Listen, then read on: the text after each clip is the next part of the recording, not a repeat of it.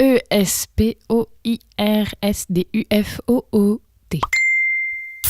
Ci-dessous, thread sur le métier de recruteur scout. Comment le devenir? Combien ça rapporte? Réponse à vos questions. Les questions concernant les scouts ou le recrutement sont récurrentes. Je vais essayer de répondre aux questions qui reviennent. Pour vous donner des éléments de contexte, voici la température et la position actuelle. 36°3. Ce thread risque donc de s'interrompre très vite. Je tiens à dire que beaucoup de réponses se trouvent dans un chapitre de ce livre « Je veux devenir footballeur professionnel » coécrit avec Mathieu Bidot du FC Nantes. Tout d'abord, il faut faire la différence entre un scout dont le rôle est de superviser et un recruteur dont le rôle est de recruter. Différence primordiale. Un scout repère et signale un joueur. Un recruteur travaille avec le club pro, le club amateur et le joueur. Concernant les études, pour devenir recruteur scout, c'est simple, aucune. Il existe des tonnes de profils parmi les recruteurs. Un scout peut être éducateur d'un club amateur, étudiant en STAPS, ancien footballeur de petit niveau. Bref, ce sont surtout des passionnés. Car il faut essentiellement de la passion pour bouffer des matchs les week-ends, les mercredis, etc. Et aussi être très disponible. Votre lieu de résidence est important. Il faut habiter dans un territoire à fort potentiel, donc soumis à une forte concurrence. Les clubs essayent de mailler des territoires, mais aucun club ne peut être présent dans toutes les régions. Il faut donc se démarquer. Ce qui est important, c'est d'avoir un bon réseau et surtout connaître les jeunes de 12 à 16 ans. Après, il est trop tard. Donc un bon observateur va essentiellement manger des matchs de très jeunes. Les catégories plus vieilles sont des rattrapages. Pour résumer, être passionné, dans une région à fort potentiel, assister à des matchs de très jeunes et avoir un bon réseau. Quand je disais qu'il n'y avait pas de diplôme, c'est aussi parce qu'avoir un œil, ça ne s'apprend pas. C'est de l'expérience, du vécu. On ne s'improvise pas recruteur. Trop de personnes pensent connaître le métier car ils ont vu des compilations sur YouTube. Je passe sur la transition scout vers recruteur. L'important est aussi de savoir vous exprimer et convaincre, pas juste d'avoir l'œil. Donc pas de diplôme pour être scout. Juste un bon œil. Et comment être recruté? Simple, en amenant un premier bon joueur. Conseiller un premier bon joueur sera clairement votre diplôme et votre sésame pour avoir la carte de scout de qualité et de confiance. Mais c'est si simple alors? Clairement,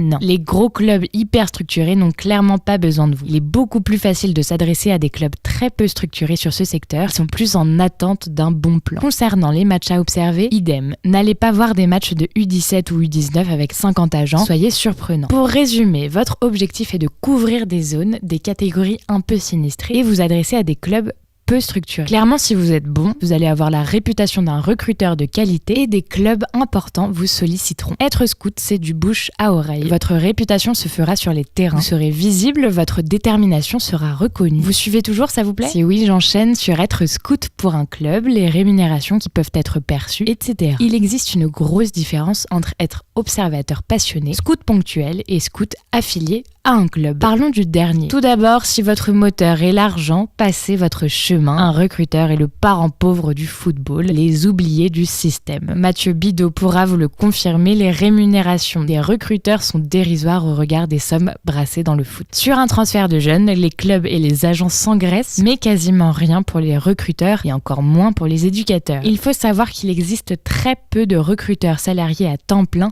par des clubs. D'autres ont des petits fixes plus des primes. Pour parler des primes des scouts, voici quelques chiffres que j'ai pu récupérer auprès de certains clubs, même si tout reste très opaque. De façon générale, contrairement à ce qu'on pourrait croire, les recruteurs ne sont pas rémunérés sur les transferts sauf exception. Les primes sont essentiellement basées sur les conversions de joueurs recrutés en contrat pro, le nombre de matchs pro, etc. Les chiffres varient énormément en fonction des moyens financiers des clubs et de l'importance accordée à la formation. En règle générale, les observateurs qui ont amené un joueur, qui ont signé un contrat pro, peuvent percevoir de 5 à 20 000 euros selon les clubs. Mais les contrats pro ayant de moins en moins de valeur, ces primes ont tendance à être moins pratiquées et remplacées par d'autres primes. Les clubs versent désormais des primes après le premier match pro, 5 ou 10 matchs pro, etc. Plus révélateur de la valeur du joueur. Après un premier match pro, des scouts peuvent récupérer 5 ou 10 000 euros. Ces montants peuvent monter à 10 ou 20 000 euros après 10 matchs pro. Bref, il faut savoir que la plupart des scouts ont un métier à côté. Ces primes sont donc des compléments de rémunération. C'est pas le Pérou. Quand tu imagines un agent prendre 500 000 euros sur un transfert à 10 millions, clairement un recruteur apparaît comme le parent pauvre du foot. Ce n'est pas pour rien que des recruteurs ou éducateurs deviennent agents auprès des joueurs qu'ils ont repérer quand ils passent pro. On peut par exemple parler des premiers agents de Pogba, recruteurs au Havre, ou Martial, éducateur aux Ulysses qu'ils ont connus jeunes. Et il ne faut pas être surpris que des recruteurs ou des scouts passent de l'autre côté, c'est presque logique.